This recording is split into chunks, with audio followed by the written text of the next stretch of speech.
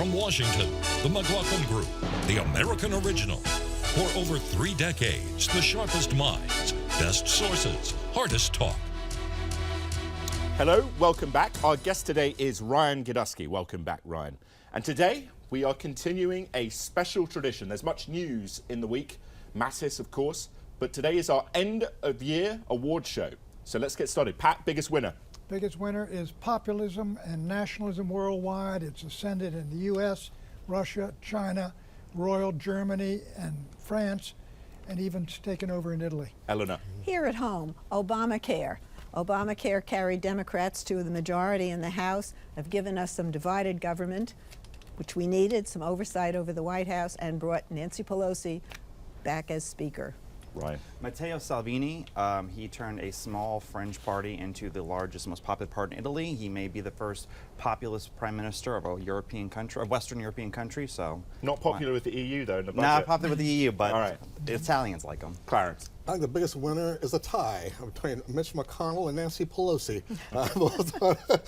for similar reasons. Well, Pelosi for gaining power and for showing that she knows how to guide the winning of the majority in the House.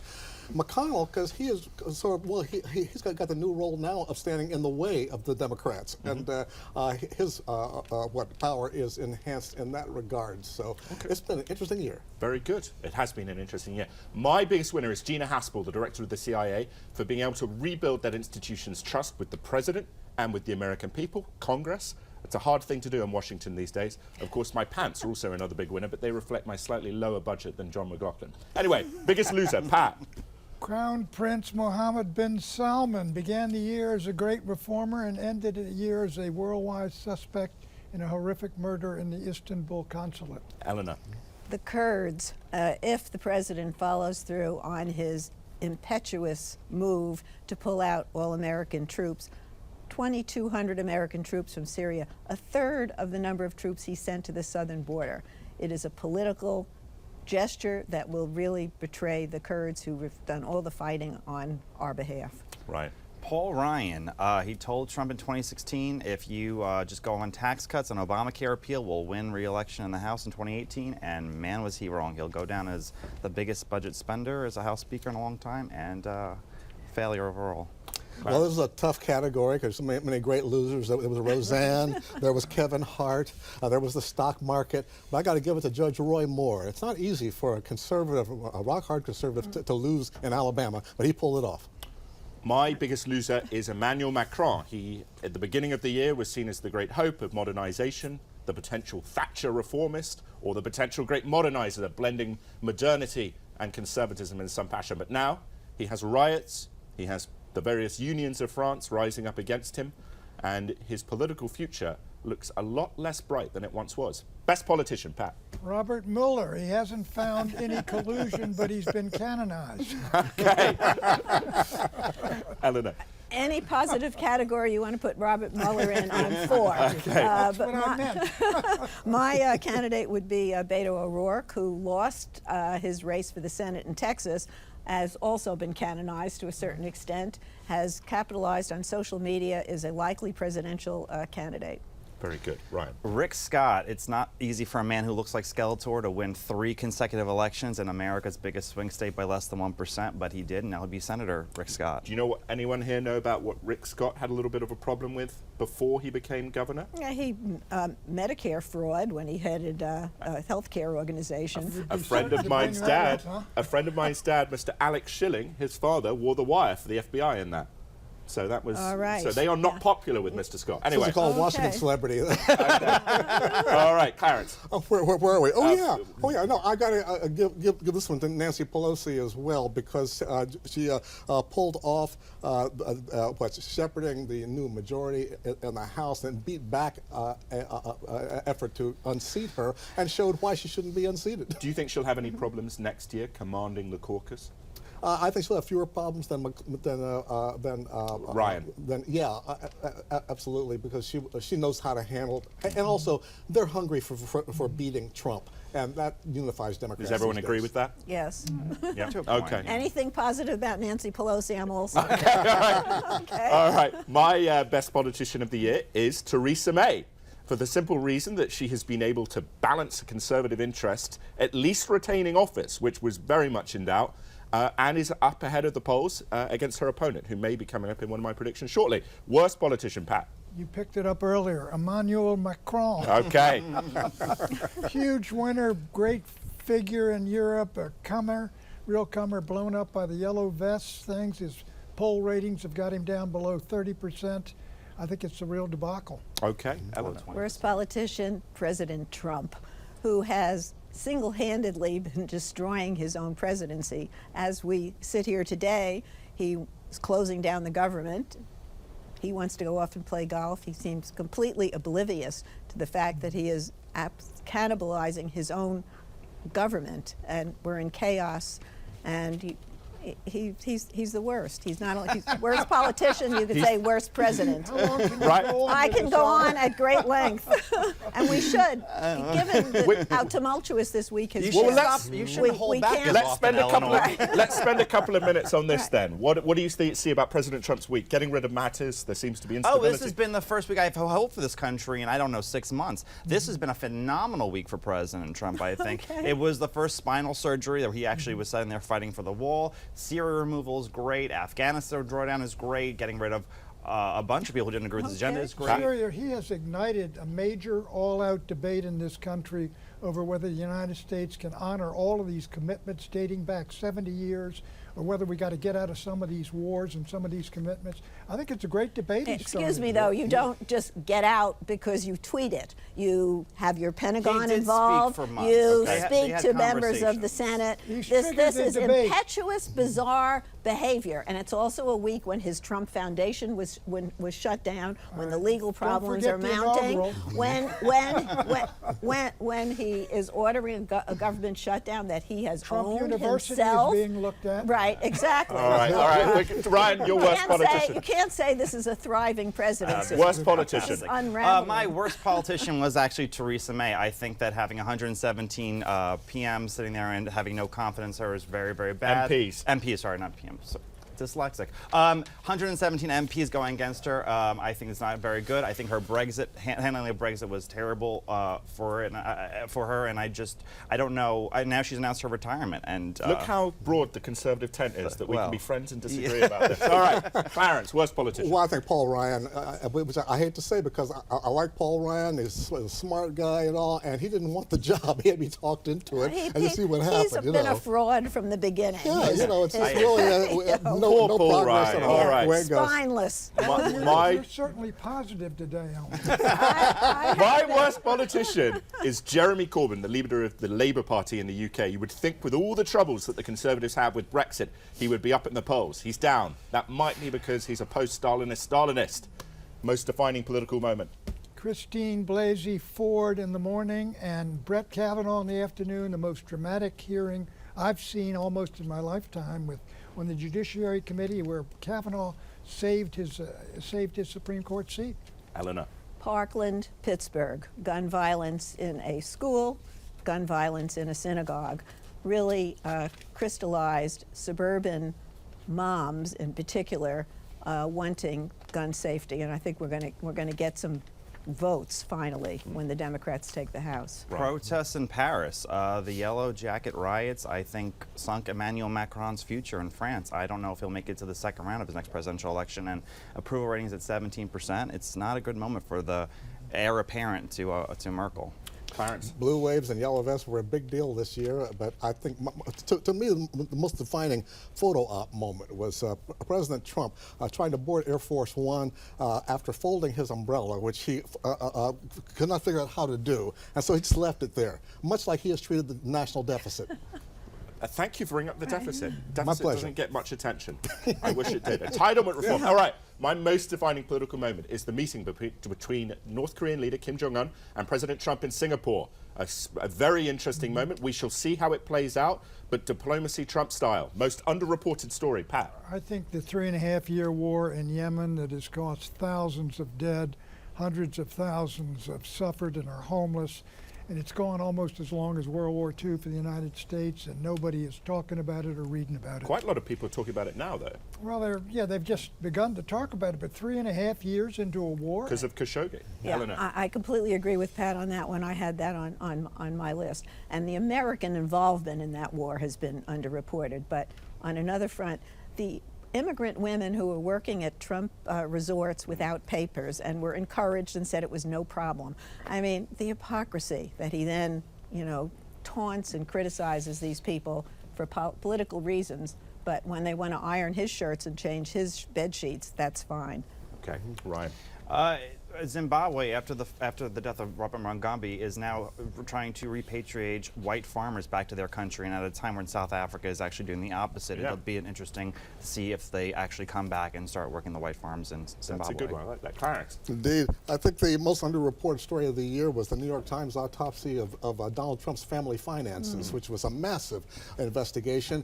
Any paragraph of which would have been a lead story in normal times. This one lasted about a day. I think the Southern District of New York has read that carefully, though. Yeah, I'm sure their investigation is going on somewhere, but the story itself died after a day. It was incredible. Right. My most underreported story of the year is unidentified aerial phenomena. It had a guy, Luis Elizondo, who was the former head of the Pentagon's office researching that. Very interesting stuff going on there. More on that next year. Most overreported story. It's not only underreported.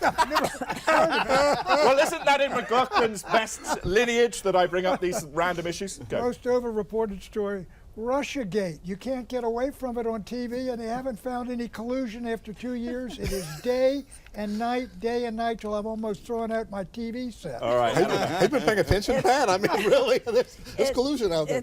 It's coming, Pat. You'll be rewarded. My most overreported story is the caravan approaching the southern border, allegedly filled with terrorists and people carrying sickness.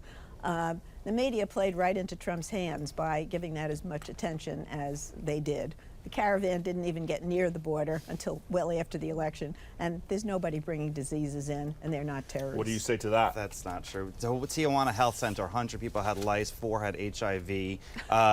Tuberculosis was 5 cases. I'm just telling you what Tijuana Health Center reported. So yeah, there were people with diseases. All right, your most overreported story. Anything to do with Alexandria Ocasio-Cortez. She's one congresswoman in New York City. She gets way too much attention over her clothes, her makeup, everything. Let the girl live a little and then vote. And I think she's way over talked about. Is that just because you're a fellow New Yorker? No, I just think that she's like one congresswoman. She says a lot of goofy things, but there's a lot of congressmen who say a lot of goofy things that agree. get that All much right, attention. good point. Clarence. I find she's overreported by Fox News. By the right, and the conservative press, yes. because it's not a story that most people pay close attention to. 100%, I agree. But, other than that, Eleanor beat me to the punch on the caravan, because that was an astoundingly prearranged story by Trump. It was a hype story. Everybody knew it. Right. And my colleagues who are hard news reporters, I felt sorry for them, because they were like held hostage by this story. They knew it was a phony, and we saw that the day after Election Day, when there was no invasion, no crisis, etc. All right, my most overreported story on Pat's note is there's been some great original reporting in Trump Russia. There's been a lot of not so original reporting. So that's my most overrated story. So our next issue, when we come back, will be Bummus Rap, Original Thinkers, and many more. Make sure, though, in the break to follow us at McLaughlin Group on Twitter, and we'll see you in a moment.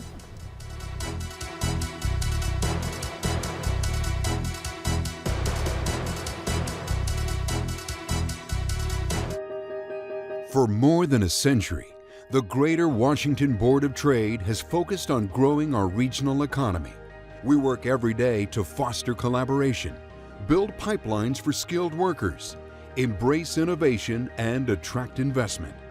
We must think, plan, and act as a region to better leverage our shared assets so we can continue shaping and advancing a vibrant regional economy for the next 100 years. Bummus Rap, Pat. Carter Page, subject of 4 FISA warrants, a full FBI, full court press. The guy hasn't been indicted, hasn't been prosecuted, didn't do anything, except he thinks we ought to get along better with Russia. Guy was persecuted. Eleanor. 2 right-wing memes. The Russian probe is a witch hunt, and Democrats want open borders. Okay. Ryan. Bummus rap is Jeff Sessions. He was a fantastic attorney general. He increased prosecutions at the border by 90%, changed asylum laws, worked really, really hard for the president's agenda, but the Mueller investigation got him in the end, but he was a phenomenal attorney general. Do you support the criminal justice reform just enacted? No, not really. Okay. Clarence. I think the Bummus rap is the Schumer shutdown. That was the original nickname that Republicans gave to the shutdown that Is now has underway. occurred. And Donald Trump hasn't quit. He's still, even after saying on the air, that, in front of cameras, that with no bragging about taking credit for the shutdown, he flipped and said, no, it's the Democrats' fault. Either way, it's crazy. Okay. My Bummus rap is Melania Trump, the First Lady. She has had some unfair criticism, I think. I think she has held herself in the best possible regard in terms of acting as the First Lady, sometimes under very difficult circumstances, sometimes dealing with a rather unpredictable husband. Fairest rap, Pat. Michael Cohen, known in the White House as the Rat, he's he lied and lied and lied and then turned on everybody. All right, Eleanor, do you He's got agree with that 3 one? years. No, fairest rap, climate change is the challenge of our time. Okay. Fairest rap, Elizabeth Warren, she really wrecked her presidential ambitions with that Native American stuff, and she got mocked for it, and she deserved it. Clarence. The fairest rap is that the Republican tax cut was a benefit to the rich, because it was, and it deepened the deficit, which now apparently doesn't exist anymore. This is next year. You and I are going to have a deficit arrangement. We're going to deal with entitlement reform and everything. There you go. All right, Pat, what do you think about Eleanor's point on climate change? I don't think much about it. Okay. Well, we will see. That will be an issue more That's next year. another issue. I get a lot of emails. We do more on that. It will also be an emerging issue in the Democratic debates, and we're going to have 12 debates beginning polls. in It's not in April the of next year. Or But you're June. right in that sense. It's in the 12 polls in the debates. top 10 of issues right. among Democrats, but not among Republicans, and I don't think among independents. Yeah, but millennials, there actually are a few millennials who are Republicans, and they care about the climate too. Okay. My fairest rap, which I'm sure Pat will agree with, Vladimir Putin. The guy is an extremely keen strategic thinker, but someone who can be deterred, must be deterred. Very important, Pat. Coach straight. All right. Best comeback, Pat.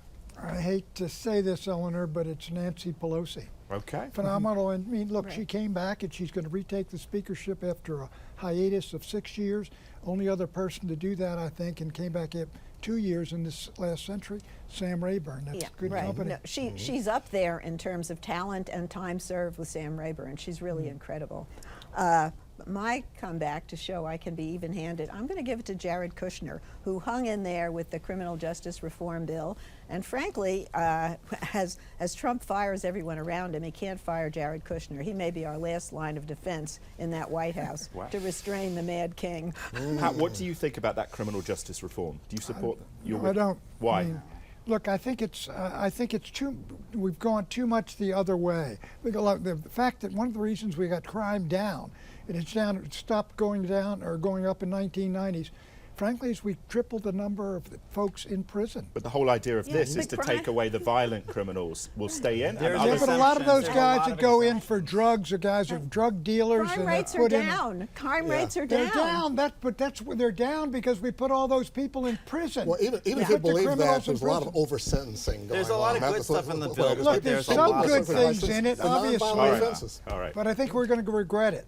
I doubt it. I We'll doubt see. it. Best comeback. Mine was actually Javanka. It was Ivanka Trump and Jared Kushner. They spent 2 years battling Steve Bannon and Reince Priebus and General Kelly, and now they are all out, and Javanka can quote-unquote play government as long as they want now. Okay, Clarence. I agree with all of those, but personally, my favorite comeback of the year was a different kind of comeback. It was when Judge Kavanaugh, now Justice Kavanaugh, was asked about his high school social life, and he said, "I like beer."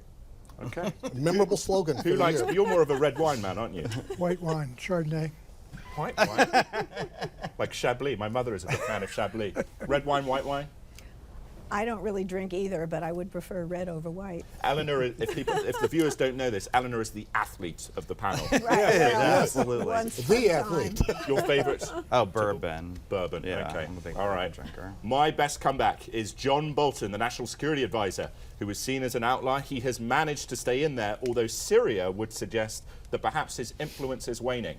Anyway, most original thinker, Pat. It has to be the guy, the architect of the Kerch Straits Bridge, Vladimir Putin. Not only built the bridge, he claimed the whole Sea of Azov, threw the Ukrainians out and expanded Russia's territory and, quite frankly, its prestige. Okay, the Russians don't agree with me on Kerch Strait. All right. I'm going to give it in recognition of the news that's swirling around us this week to General Mattis and his resignation letter. While it may not be original thoughts, it basically does set down the values of this country and is a roadmap for future generations for the alliances that we respect and the values that we project. And the fact that his letter will go down in the history books as our attempt, his attempt, to deal with the most chaotic president that we've ever had, I think makes it very meritorious. And a great thing about him is he'll probably be teaching students now, I suspect, so that'll be great. More people can learn from him. Ryan. Most original thinker, I say, is Tucker Carlson, a Fox News host. He is conservative, but he's sitting there and coming out and telling conservatives they should be for cracking down on Silicon Valley, and they should be open to trade and actually work with the free market to sit there and protect working class people. It's very original, and it's the opposite of what's been going on in Hasn't he Republican been circles. losing a number of advertisers because of some of the over-the-top things that Yeah, he's been but saying? that doesn't make his thoughts not original. His thoughts are very No, original. it makes them something more than original, though. Well, no. Ooh, look at that. Good rejoinders there. All right, Clarence. That's a professor, Gene Twenge, Twenge, out of San Diego State University, who has found that in spite of the great growth in pornography and various dating sites, et cetera, millennials are actually having less sex and having less intimacy, which is just runs completely counter to what we normally expect right now. Tom, give your personal still, take on that. maybe you guys could give me some insight here. I'm unmarried. Eleanor says they're all caught up in climate change. That's Is that what it is? Is that what it is? That's right. I gotta buy more sleeping bags. I don't know. All right, my most original thinker is President Trump, because whatever you think of his policies, he is inherently unpredictable. That surely is the definition of an original thinker. Most stagnant thinker. I would say the late, great Weekly Standard. Their great claim to fame is they promoted the worst diplomatic and political blunder in American history, the Iraq War. Then they went on to make a name for themselves as never-Trumpers, to the point where their publisher decided he had to put them to sleep and harvest the organs and send them over to the Washington Examiner. Who works at the Washington Examiner? I think the guy with the red pants. All right, Eleanor, most Busted. stagnant thinker. Tariff man. Okay. The guy in the White House who thinks if you raise tariffs, you collect more money, and then you can pay for the wall, and everybody will be happy. We have another tariff man here, don't we? Tariffs built the country in the 19th century. We're not in the 19th century anymore, Pat. Well, And right. we're not built the way we were either. Okay, all right, right. Most stagnant thinker, the neocons like Max Boot, people who just believe that we should be everywhere all the time, be the world's policeman. It is old thinking, and it's on the way out. Okay, Clarence. Those who still believe that a wall in the 21st century is a great defense mechanism for a country of our size. But I think also the Space Force. This is something which, as Neil deGrasse Tyson has pointed out, we already have. It's under the Air Force right now, but apparently it's a new idea to President Trump, who maybe been watching too much Star Trek. Okay, my most stagnant thinker is socialist. Socialism has not worked. It does not work in Scandinavia either if you look at the metrics. So we'll go on to our next issue. I've written about that. Google Tom Rogan socialism. You can see whether I'm wrong or right. All right, honorable mention. Oh, sorry, yeah, Honorable mention, most stagnant thinker, Honorable mention. Federal Reserve. I think they're driving the stock market down. Okay, Ellen. Honorable mention, this is a person of the year. Okay, the record number of women elected to the 116th Congress. It makes the year of the woman look like just a down payment. And the diversity is really extraordinary. And the fact that women have come this far with governors and senators and members of Congress, I expect a lot of good things from them. Very good. Ryan. My honorable mention is Jacinda Ardern, the Prime Minister of New Zealand. She came into coalition government with the nationalist populist right-wing New Zealand First. They gave her votes on environmental policy, and she reduced legal immigration to the country for them. And maybe it's a way forward for the left and the right to work together. Do you see that playing out in the new year, or do you think there's too much acrimony? Well, we'll see in Sweden. Sweden hasn't had a government in 100 days now, and because the Swedish Democrats are the third biggest party, and they need those votes. Either the left or the right does, so someone's going to take it. How do we think immigration is? Do we think there's any chance of consensus in the new Congress with the president?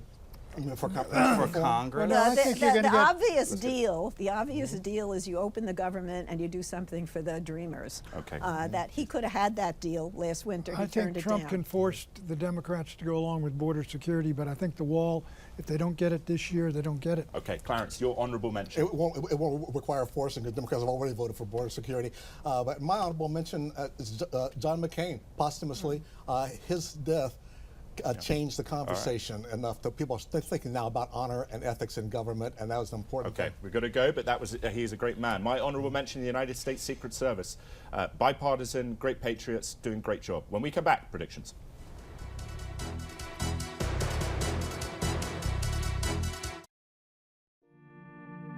When I was a freshman in college, I lost my brother Brian to suicide. Brian had been a very successful college student himself who was president of an a cappella group, sports editor of a newspaper, 3.8 GPA at an Ivy League university. And what we learned is that he started experiencing some pretty severe mental health issues. In his freshman year of college, he started experiencing depression and hearing voices, some psychosis, and yet he hid it. He hid it from me. He hid it from his friends. He hid it from all of his teachers because he was scared. He was ashamed. He didn't know what this meant. He thought he was the only one who was struggling, and he thought it was his fault. Brian eventually went and sought help in his senior year. The hopelessness and the helplessness that accompanies depression had gotten to him, and had gotten to him so strong that just about a year later, in my freshman year of college, Brian died by suicide.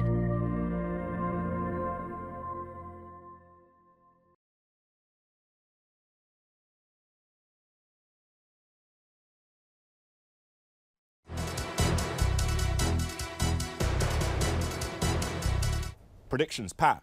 Trump's pullout of Syria will meet massive resistance from the establishment. It'll ignite a national debate, and it may slow it down, but in the long run, the Trump position on Come Home America is going to prevail. Eleanor.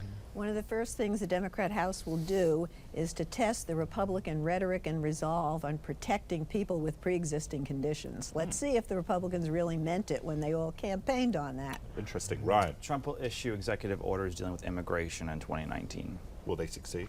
Hopefully. All right. Clarence. With the change in the landscape over in the Senate, I expect to see Mitch McConnell become the resistance to the resistance. This will be a new defensive posture that Republicans are going to have. You agree with that, Pat? Yeah, I think so. I think Mitch McConnell is really underrated. I think he's responsible for the new Supreme Court. All right. Mitt Romney. You're right. Mitt Romney, he'll be another one. Anyway, I predict that Russia will soon commence its military operation in Idlib province with Syria and Iran. With U.S. forces withdrawing, U.S. leverage over negotiations to end the civil war will evaporate. Bye-bye.